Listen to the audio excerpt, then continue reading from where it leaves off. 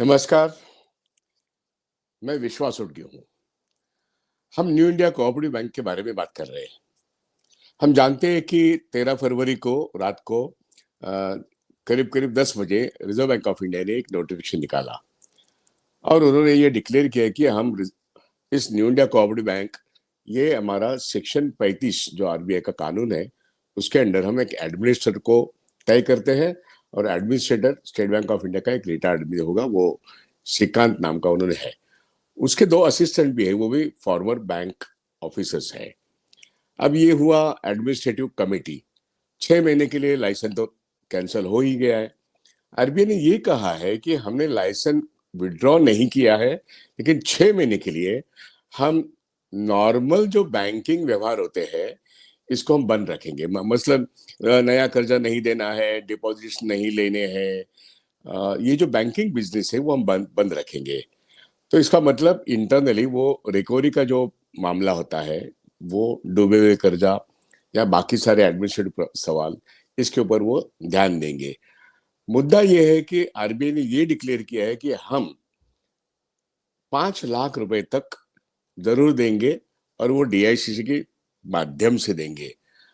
अब वो सारे बैंकों में जहां उनके ब्रांचेस है, खास करके बम्बई, थाना, फिर सूरत में है और कहीं पर भी 30 जगह उनकी शाखा है।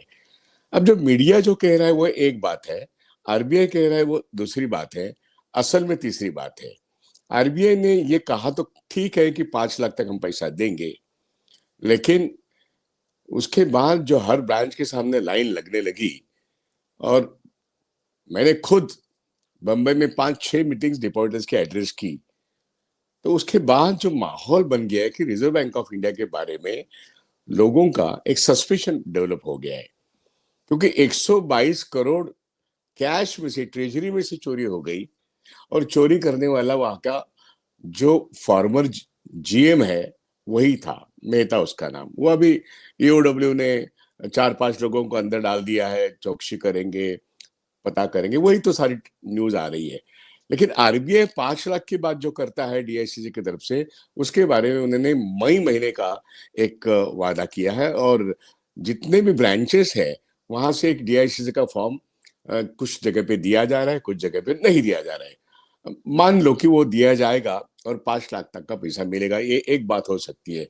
लेकिन कहीं भी 5 लाख के ऊपर का जो पैसा है, मसलन ये तो जॉर्ज फर्नांडिस और रंजीत भानु जी की बैंक थी, इसको लाइसेंस कहीं 80 के बाद मिला था।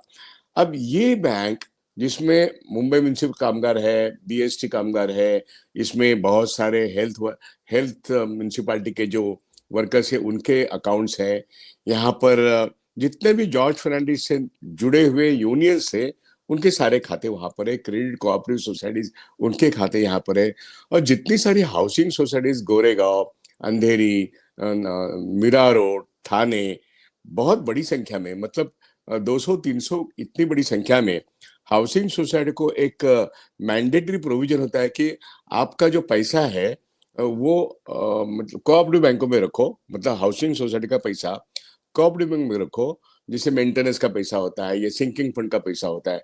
अब इतनी बड़ी कोऑपरेटिव सोसाइटी है, हर एक का कम से come on an average 25 lakh तो है। अब बात यह है कि रिजर्व बैंक ऑफ इंडिया सिर्फ 5 लाख देने को तैयार है, जिसका अभी कोई मेरे हिसाब से नोटिफिकेशन निकला नहीं है। हाँ, डीआईसीसी के फॉर्म्स तो ब्रांच में आ रहे हैं, लेकिन आरबीआई का नोटिफिकेशन आने के बाद 90 दिन वगैरह वगैरह जो मामला है, वैसे तो नहीं हो रहा है। मान लो मई तक ये पैसा मिल भी गया, तो 90 दिन तक आरबीआई भी खुद नहीं रुकी है। आरबीआई ने खुद एक अलग सा एक ऐलान किया कि हम 25,000 तक का पैसा देंगे। तो अब 2 लाख लोगों में से एक करीब करीब 80,000 लोग तो 25,000 के नीचे है, वो पैसा तो निकल गया। इसको एक हफ्ता हो गया है, कुछ लोग और भी जा रहे निकालने के लिए, क्योंकि उनका पैसा है वो तो निकालेंगे। 25,000 तक की विड्रॉल अलाउ कर दिए। अब 5 लाख का तो वायदा कर दिया है, अब देने की शुरुआत उसकी तो मई 2025 में आएगी। इसका मतलब यह है कि 90% लोग इतना पैसा निकालने के बाद ये बैंक सरवाइव होना मुश्किल है। बात यह है, अब ये बैंक सरवाइव होना मुश्किल है, 10% लोग जिनका शायद 1500 करोड़ पैसा इस बैंक में है, फंसा हुआ है। 2583 करोड़ का कुल मिला के डिपॉजिट था। मान लो 90% लोग 1000 करोड़ में ही खत्म हो गए, 5 लाख के नीचे वाले। अब 5 लाख के ऊपर वालों का बहुत बड़ा पैसा है। इतनी बड़ी बड़ी संस्थाएं, हर एक का 25 लाख, 30 लाख, 1 करोड़, 2 करोड़, 2 करोड़, बड़ी बड़ी संस्था है, कोऑपरेटिव हाउसिंग सोसाइटीज है, ट्रेड यूनियंस है। अब इनका पैसा क्या होगा, इसलिए सब लोग हमको कोर्ट में जाके हमारा पूरा पैसा वापस चाहिए, चाहे वो 5 लाख का नीचे का हो या 5 लाख का ऊपर का हो। तो एक आरबीआई को चुनौती है, आरबीआई को, सेंट्रल गवर्नमेंट को एक चुनौती है कि डिपॉजिटर मांग रहा है हमारा पूरा पैसा वापस दो, और डिपॉजिटर ये भी कह रहा है कि भाई ये जो मीडिया में बातें आ रही है, ईओडब्ल्यू ने इसको पकड़ा उसको पकड़ा, ये सिर्फ 122 करोड़ का मामला नहीं है, ये तो बहुत कुछ बड़ा मामला है। और इसलिए कहीं ना कहीं बंबई का हाईकोर्ट क्यों ना इसमें इन्वेस्टिगेशन करे, और वो हाईकोर्ट मॉनिटरिंग इन्वेस्टिगेशन होना चाहिए, ताकि दूध का दूध, पानी का पानी निकल जाएगा। और इसमें डिपॉजिटर का पैसा जो है उसको प्रायोरिटी से, ये जो प्रोसीड्स आएंगे उस प्रोसीड्स में से पहला हक डिपॉजिटर का 5 लाख के ऊपर का पैसे का होना चाहिए, ये एक मांग आ रही है। इसलिए 5 लाख के ऊपर के बड़े बड़े डिपॉजिटर्स, व्यक्ति हो या संस्था हो, और एक कोर्ट मॉनिटर इंक्वायरी, ये 3 बातें अब हमारे सामने आ रही है। मीरा रोड में, जहां पर 100 से ज्यादा कोऑपरेटिव हाउसिंग सोसाइटी का एक हब है शांतिनगर एरिया में, उस शांतिनगर एरिया में वहां पे राधा स्वामी हॉल में आज शाम को 5:30 बजे मीटिंग है। तो शायद ये जो रिट पिटिशन फाइल होना है बॉम्बे के हाईकोर्ट में, उसके पहले की ये सबसे बड़ी मीटिंग है डिपॉजिटर्स की, उनका उनको समझाने की।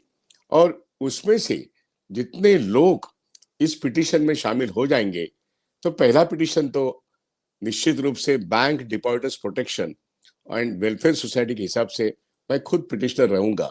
लेकिन बड़ी बड़ी सोसाइटियां ये पिटिशन नंबर 2 के हैसियत से सैकड़ों की तादाद में आ सकते हैं, ये तो मैंने ऐलान किया है। और इसीलिए शांतिनगर में राधा स्वामी हॉल में बहुत बड़े पैमाने पे ये जो मीटिंग हो रही है, इसके पहले गोरेगांव में 2 बार हो चुका, अंधेरी में हो चुका है, थाना में हो चुका है, और बहुत जगह पे ऐसे मीटिंग तो हो चुके हैं।